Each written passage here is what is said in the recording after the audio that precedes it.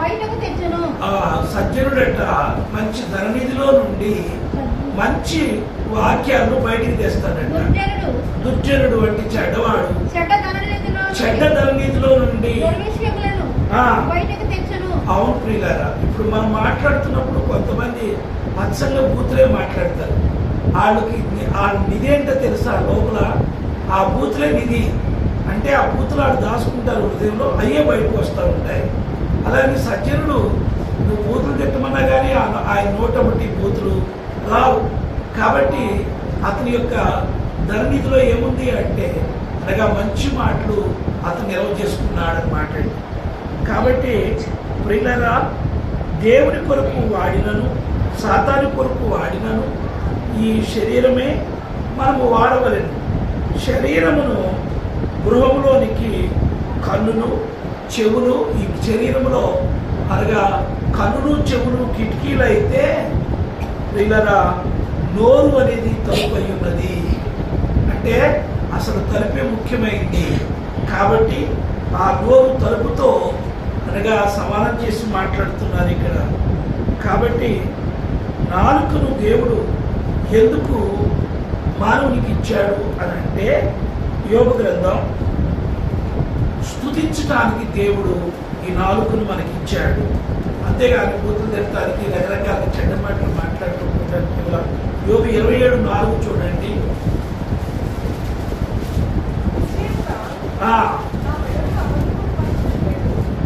నిశ్చయముగా నా పెదవులు అబద్ధం పలుకుటకు లేదు,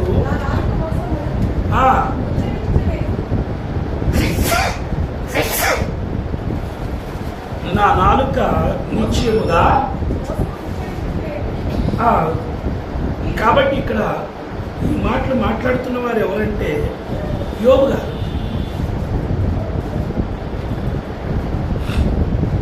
యోబు గారు ఎప్పుడూ కూడా తన నాలుకతో అబద్ధాలు కానీ అనగా లేకపోతే చెడ్డగా మాట్లాడడం కానీ ఎప్పుడూ చేయలేదు.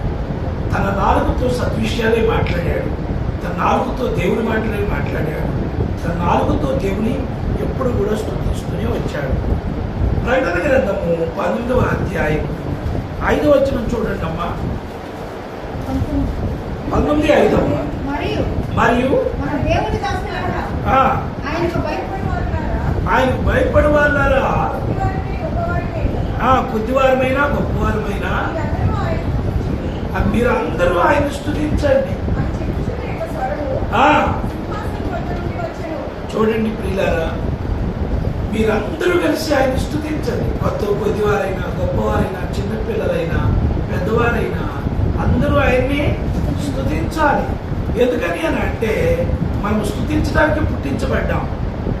దేవుడు ఏమో స్తుతుల మీద ఆసీనుడైతే దేవుడు స్తుతించినటువంటి మానవుడు మాత్రం దేవుడు స్తుతించడానికి ఆయన మానవుడు స్తుతించబడ్డాడు. 137వ కీర్తన 3వ వచనం చూడండి. 137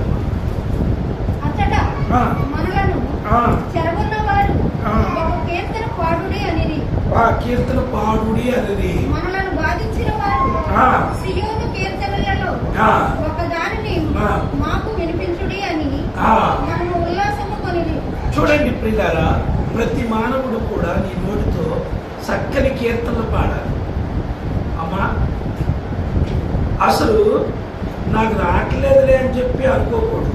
ఎవరు కూడా నా పాటలు రావట్లేదు, మణిపు గారి లాగా ప్రార్థన రావట్లేదు అనుకోకుండా అన్నట్టు కొనుక్కోకుండా, నా పాటలు రాలేదు అనుకోకుండా వచ్చిన పాటలే అట్టగా పాడుకుంటూ ఉంటే అన్నీ వస్తాయి. ఎవరు పుట్టతో నేర్చుకోలేదండి ఒకటి కూడా. సాధన చేస్తేనే ఏమనుంది, అనగా రాదు మతి సేర్చు నుండు.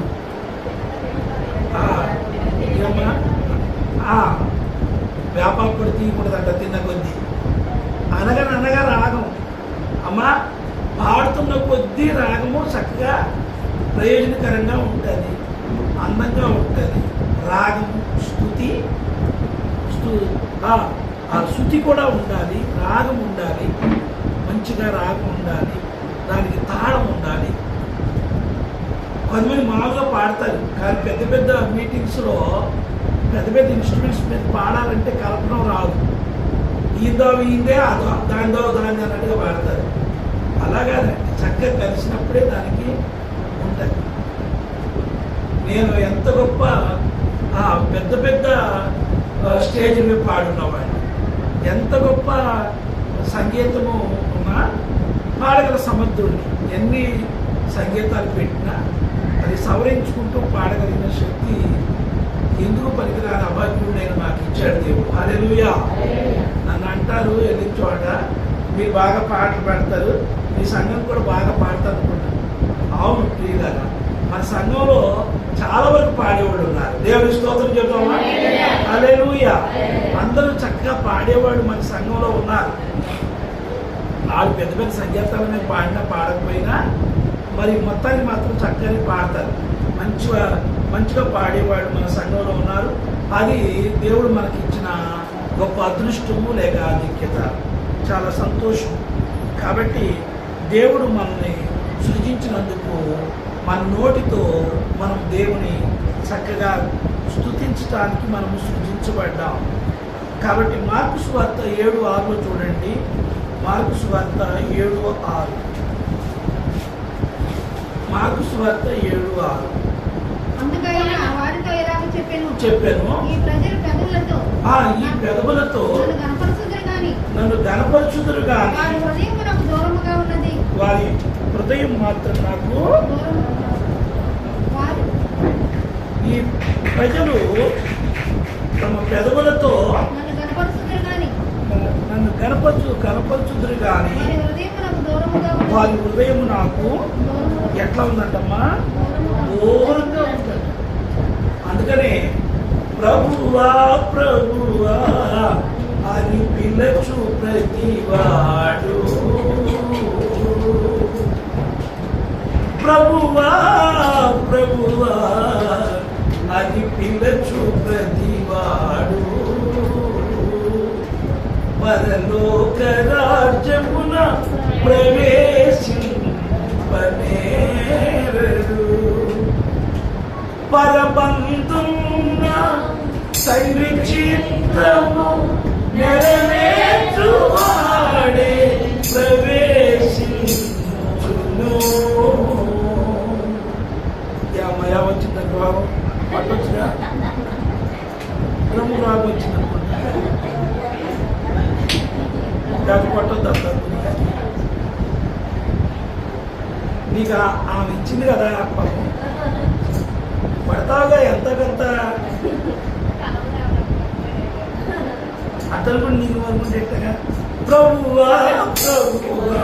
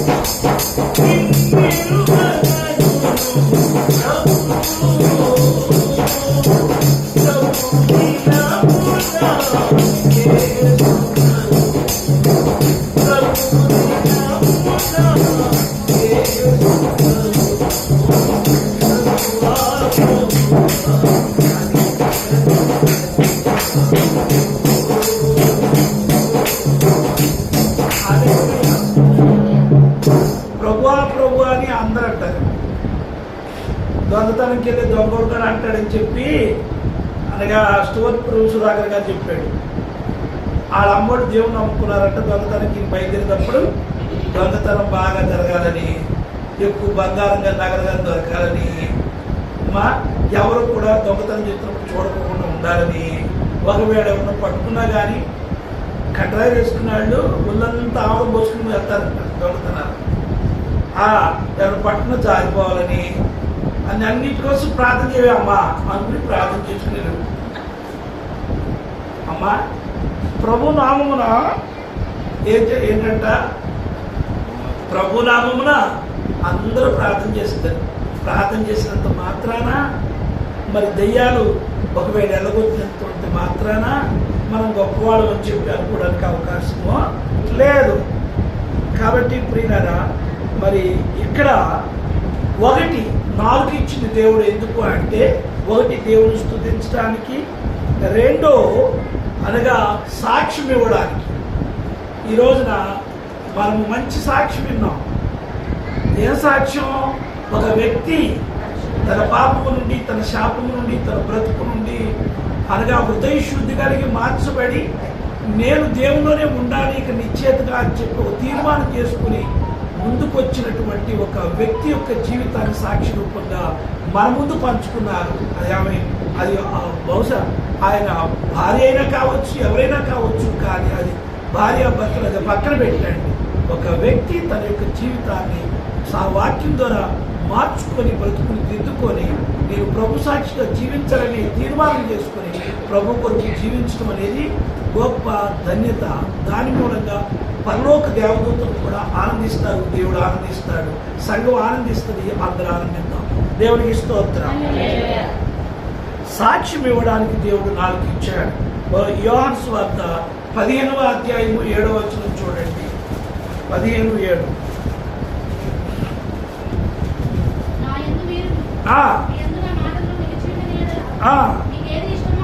అడుగుడి అది మీకు అనుగ్రహింపబడును, మహిమపరచబడును. మీరు ఫలించమని ఎప్పుడైతే సాక్షి రూపంగా దేవుని సన్నిధిలో చెప్తారో, నాకు ఈ కార్యం జరిగింది, ఈ గొప్ప కార్యం అని సాక్షి రూపంగా చెప్తారో, అలాగా అప్పుడు మన దేవుడు నిన్ను బట్టి ఆనందిస్తాడు. కాబట్టి తర్వాత సాక్ష్యం ఇవ్వడానికి 4 కావాలి.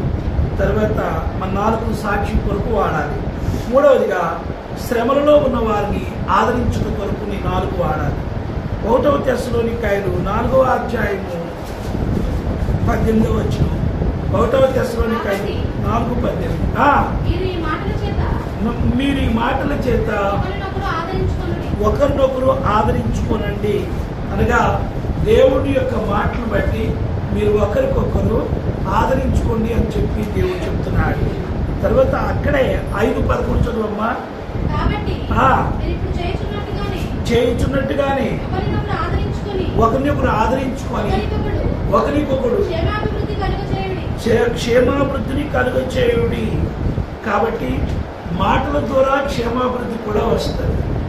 ఒక్కొక్కడు మంచి మాటలు చెప్తారు, మంచి సలహా ఇస్తారు, దాని ద్వారా వాళ్ళ జీవితాలు దీవించబడతాయి. ఒక్కొక్కడు చెడ్డ సలహా ఇస్తారు, దాని ద్వారా ఏమండి తల్లులు కూడా తింటారు. అవునా? ఒక అమ్మాయి చెప్పింది, వాళ్ళు హిందువులే అయితే అమ్మాయి చెప్పింది,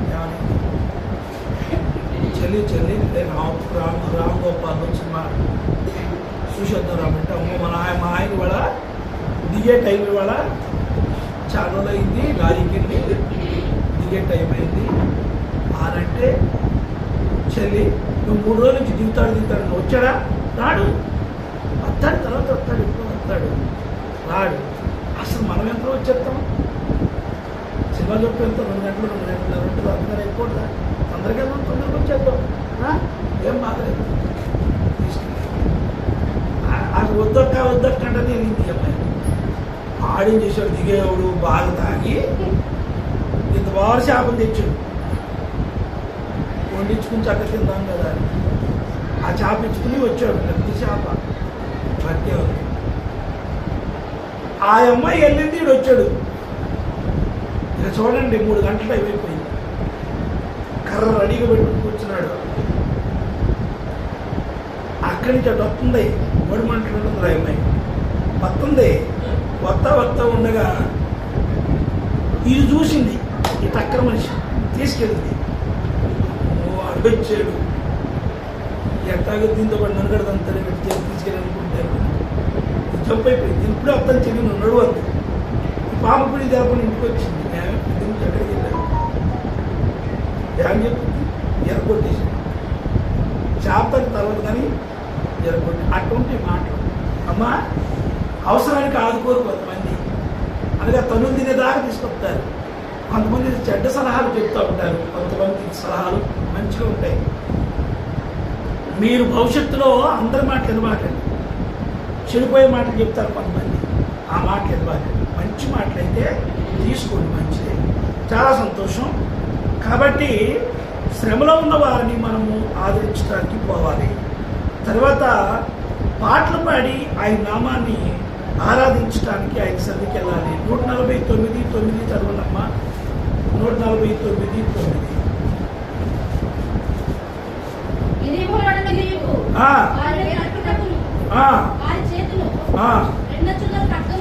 ఉన్నది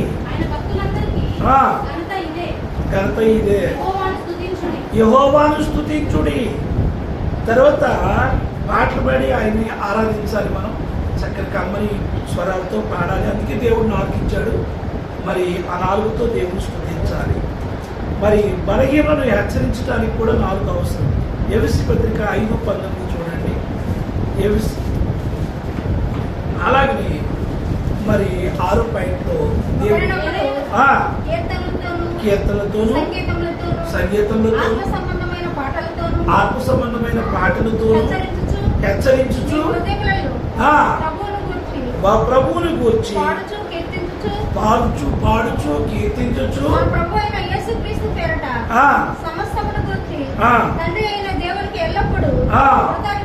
కృతజ్ఞతాస్తుతులు చెల్లించాలి ఒకరినొకరు లోబడుకోవాలి ఒకరికొకరు హెచ్చరించుకుంటూ ఉండాలి ఈ 4 ద్వారా అయితే మానవులు 4ను దుర్వినియోగపరుచుకుంటూ ఉన్నారు 4తో చేసేటువంటి పాపాలు ఎఫెసీ పత్రిక 4:31 సమస్తమైన ద్వేషమును కోపము క్రోధము అల్లరి దూషణ సకలమైన దుష్టత్వము మీరు విసర్జించుడి దయగలిగి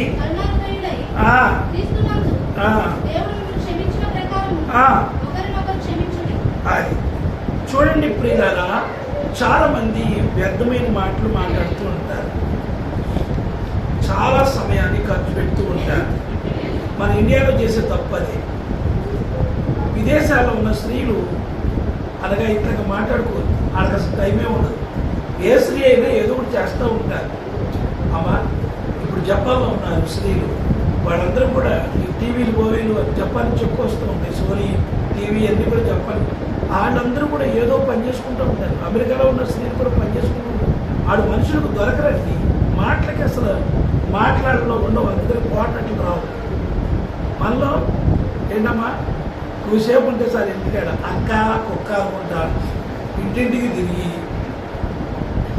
మాటలు ఆ మాటలు ఈ మాటలు ఆ మాటలు తర్వాత మళ్ళీనేమో తేడా వచ్చినట్టే మాత్రం కొట్టుకోవడం అవసరం భర్తలు లాగడం అవసరం పోలీస్ స్టేషన్కి వెళ్ళడం ఎందుకు మాటల ద్వారా ఇవన్నీ వచ్చేది కాబట్టి ప్రియులారా అనగా మన మాటలు జాగ్రత్తగా ఉంటే మనకి ఏది ఉండదు ఈ యొక్క వీపంట నాలుగునంట బతి నడుపుతుందంట వీపు ఏం చేస్తుందంట ఎవడుకున్నా ఎవరు కొట్టి దేమే కొడతారు ఈ పేదగా కొట్టేది నాలుగెట్టగా ఆ చక్క పళ్ళ లోపల ఉంది చక్కగా దానికి ప్రొటెక్షన్ పళ్ళు ఉన్నాయి కొట్టలేము కొట్టిన పళ్ళు తగ్గుతుంది పెద్దలు తగ్గుతుంది కానీ నాలుగు తగ్గుద్దా దానికే శుభ్రం కొడుతుంది పాపం దాకు కానీ డబ్బులు తినేది ఎవరు వీపు మొరబెట్టకూడదంట అమ్మ మాట్లాడబాగా తెలియదు నా ఒళ్ళంతా పొలమైపోతుంది మాట్లాడబాకే అంట కాబట్టి అనగా నాలుక చూడండి ఇక్కడ యాకోబు పత్రిక 4:1 చూడండి యాకోబు పత్రిక. మీలో యుద్ధములను ఆ, పోరాటములను ఆ, దేని నుండి కలుగుచున్నవి? ఆ, మీ అవయవములలో ఆ, పోరాడు ఆ, మీ భోగతుల నుండియే కదా ఆ. మీరు ఆశించుచున్నారు కానీ ఆ. మీకు దొరుకుటలేదు. కాదు సార్, ఇక్కడ ఇంకోటి ఏంటంటే యుద్ధాలు అని అంటే ఏంటి? జగడ. అమ్మా, జగడాలు మనం ఎక్కువగా మనలో ఎక్కువగా పోరాడుకుంటూ ఉంటారు. చక్కగా ఎక్కడ చూసినప్పుడు మా వీధిలో కావచ్చు ఎవరైనా సరే చక్కగా ఏర్పడతాయి, చక్కని మాటలు ఏర్పడతాయి ఈ వీధిలోనే. ఎప్పుడు పోటాట్లు, బూతులు, తిట్లు, రోదనలు, ప్రియులారా జగడాలు ఎక్కువగా చేయకూడదండి, తప్పది. అనగా పదాగా ఒకరి మీద పోటాడకూడదండి. మన నోరుని మనం చాలా అదుపులో పెట్టుకోవాలండి.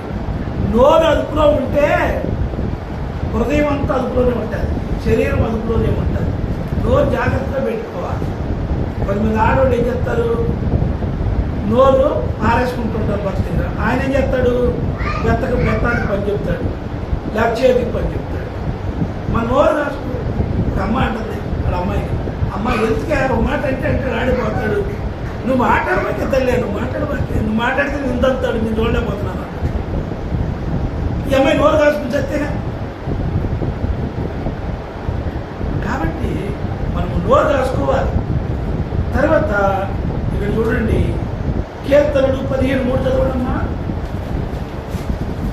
15:3. అట్టివాడు ఆ, నాలుకతో కొండెములాడడు, నాలుగుతో కొండెములాడడు. తన చెలికానికి ఆ, కీడు చేయడు. చూడండి, మనుషులు ఏం చేస్తున్నారంట? కొండెములు చెప్పుట. ఏం వెళ్ళిపోయి ఆమె దగ్గర ఏం చెప్పుద్ది? వీళ్ళు ఎట్టనుకుంటారని చెప్తారు. ఏంటండి? ఏళ్ళకి పోటాట్లు పెట్టి శుభ్రంగా కూర్చుంటారు. ఆడి పోటాట్లు కొట్టుకొస్తారు. ఈ కొండెములు అంటే మనము ఎవరి గురించి కూడా వేస్ట్గా చెప్పకూడదండి.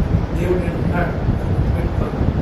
మనము చూస్తార్థంగా చెప్పకూడదు. ఒకవేళ అవతల వ్యక్తి కనుక నీతిమంతుడైతే ఆ పాపం మనకి మన బిడ్డల మీద తగ్గుతుంది. కాబట్టి మనం ఎవరి మీద కొండేలు చెప్పకూడదు, అది మంచి పద్ధతి కాదు.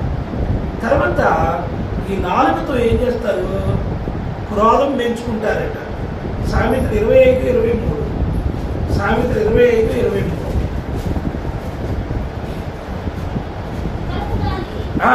అని పుట్టించును, ఆ. మాన పుట్టించును. ఆ. కొండెగాని నాలుక ఆ. కోపదృష్టి కలిగించును. కోపదృష్టి కలిగించును. దయాళితో ఆ.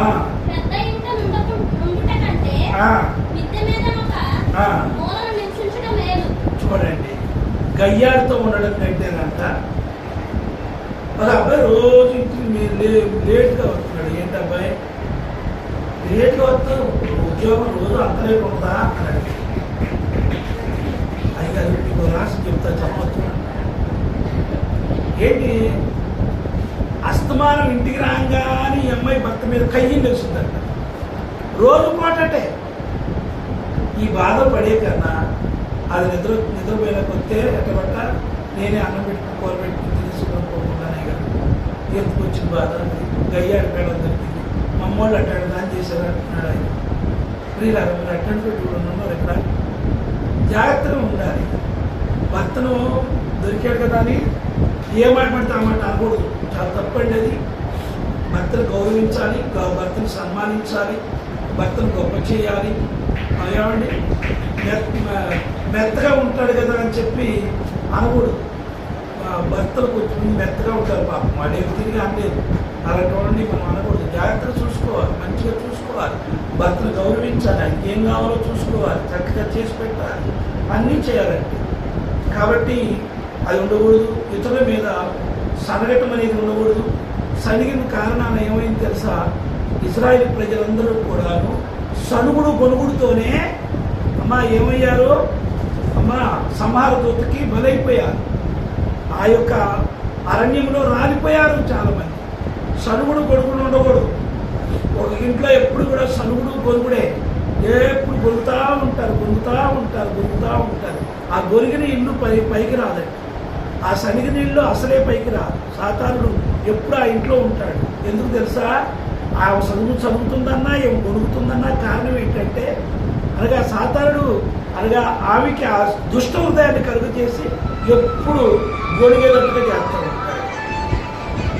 ఏమండి, మరి మన నాలుకను అదుపులో ఉంచినట్లయితే, మరి ఆ అదుపులో ఉంచకపోతే మన భక్తి వ్యర్థమేనండి.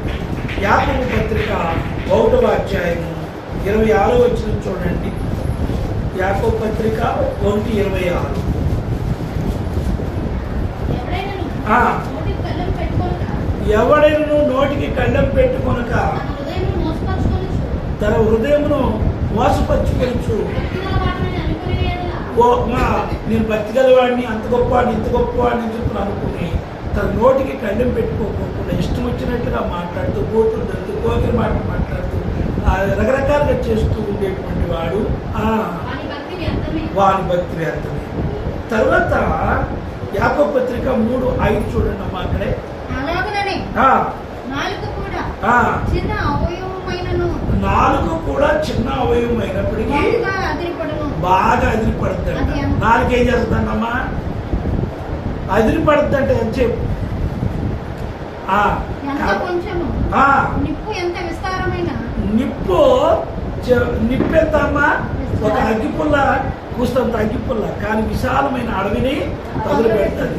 మన నాలుగు కూడా అంతే అమ్మా, నాలుగు కూడా అంతే. అనగా చిన్న మాటను పెద్ద మాటగా చేసి అనేక కుటుంబాలను ఈ నాలుగుతో నాలుక నాశనం చేస్తుంది వాళ్ళు. కాబట్టి నాలుక అదిరిపడుతుందట నాలుక, అనగా దుర్మార్గంగా ప్రవర్తిస్తుందట. కాబట్టి మరి నాలుక అగ్ని వంటిది అంటున్నాడు. నాలుక అగ్ని వంటిది అంటే తగలబెట్టేస్తుందట. కాబట్టి ప్రియులారా, ఒకరి హృదయము లూకా 6:45 అంటాడు, ఒకరి హృదయము నిండి ఉండు దానిని బట్టి వారి నోరు మాట్లాడును. లోపల ఏదైతే మనకు ఉంటుందో దాన్ని బట్టి మనం మాట్లాడుతూ ఉంటాం ప్రియులారా. సజ్జనత్వం లోపల పెట్టుకుంటే సజ్జనమైన మంచి మాటలే మాట్లాడతాం. దుర్గుణాలు మనలో ఉంటే దుర్గుణమైన మాటలే మాట్లాడుతూ ఉంటాం. హృదయంలో ఏదైతే ఉందో అది నోటి వెంట మనకు వస్తుందండి. మరి నాలుకను కనుక మనము సాధువు చేయగలిగితే ప్రియులార జీవితం అంతా కూడా సాధుత్వంగానే నడిచిపోతుంది. నాలుకను సాధువు ఎవడైతే చేసుకుంటాడో అంటే మంచిగా చేసుకుంటాడో ఆయన జీవితం అంతా కూడా మంచిగా ఉంటుందండి. సాగుతుంది. ఒక అమ్మాయి బయలుదేరి వెళ్తా ఉన్నాయి వేరే ఊరికి. అడుగుతుందంట, అమ్మా ఈ ఊరు వాళ్ళు మంచోడేనా, ఈ ఊరు వాళ్ళు మంచోడేనా అని అడుక్కుంటే వెళ్తున్నారు. ఎవరో గడుగ్గాడు ఉంటాడుగా, నీ ఊరు మంచిది, నీ నోరు మంచిదేనా, నీ నోరు మంచిదేనా అంటున్నాడు. నీ నోరు మంచిదేనా? ఎక్కడికి వెంటయ్యా, నీ ఊరు గురించి అడుగుతుంటే నా నోరు గురించి అడుగుతున్నట్టయ్యా, ముందు చెప్పు అన్నాడు. నా నోరు నీ నోరు మంచిదేనా అంటే నా నోరు మంచిదేనా అయ్యా అన్నాడు. అయితే ఊరు కూడా మంచిది ఇల్లు అన్నాడు. అట్లాగే మన నోరు మంచిదైతే మన ఊరు మంచిది అవుతుందండి. కాబట్టి నోట్లో నుంచి ప్రవేశించి హృదయంలో నివాసం ఏర్పాటు చేసుకుంటుందట. నోటి ద్వారా వచ్చే ప్రతి మాట హృదయంలో నివాసం చేసుకుంటుందట. కాబట్టి దేవుడు మనకు నాలుకను ఎందుకు ఇచ్చినాడో ఆ పని కొరకు మనం వాడినచో మనకు ఆశీర్వాదాలు మెండుగా ఉంటాయి.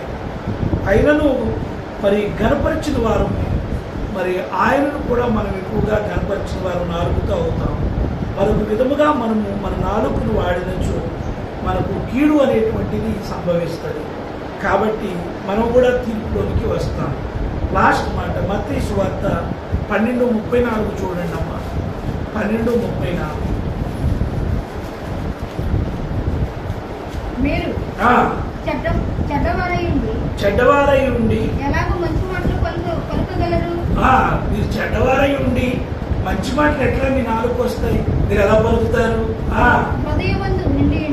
హృదయమందు నిండి ఉండు, దానిని బట్టి నోరు మాట్లాడును కదా. హృదయమందు ఉండే అనగా దాన్ని బట్టి ఈ నోరు కూడా మాట్లాడుతుంది కదా. సజ్జనుడు తన మంచి ధననిధిలో నుండి సద్విషయములను తెచ్చును. దుర్జనుడు తన చెడ్డ తరగతిలో దుర్విషయములను తెచ్చును. దుర్విషయములను నేను తెచ్చు. మీతో చెప్పున్నదేమనగా చాలు. కాబట్టి ప్రియులారా, మన నాలుకలు మనము జాగ్రత్తగా కాపాడుకుందాం. మన నాలుకను మనము మంచి పనులకు వాడదాం. మన నాలుకతో మంచి విషయాలు మాట్లాడదాం. మన నాలుకతో మనం ఎప్పుడు కూడా అమ్మా ఒకరిని దీవించేటట్టుగానే మాట్లాడదాం. మన నాలుక ఎంతవరకు అయితే జాగ్రత్తగా కాపాడుకుంటామో మన యొక్క హృదయం అంతా కూడా జాగ్రత్తగా ఉంటుంది. ఈ సత్యాన్ని గ్రహించి ప్రతి ఒక్కరు నాలుగును జాగ్రత్తగా కాపాడుకుంటూ, నాలుగుతో జాగ్రత్తగా మాట్లాడుతూ, సద్విషయాలు మాట్లాడుతూ, మరి పోకిరి మాటలు కానీ, చాడీలు కానీ, అనగా మరి క్రోధంతో ఉండే మాటలు కానీ, కొండేల మాటలు కానీ, జగడాల మాటలు కానీ మాట్లాడకుండా, లేకపోతే అక్కడ ఇక్కడ మాట్లాడకుండా మనం జాగ్రత్తగా మనం నాలుగును కాపాడుకుందాం. అట్టి దీవెన, అట్టి కృప దేవుడు మనకు దయచేయును గాక. దేవుడి మాటలు దీవించును గాక. ఆమేన్.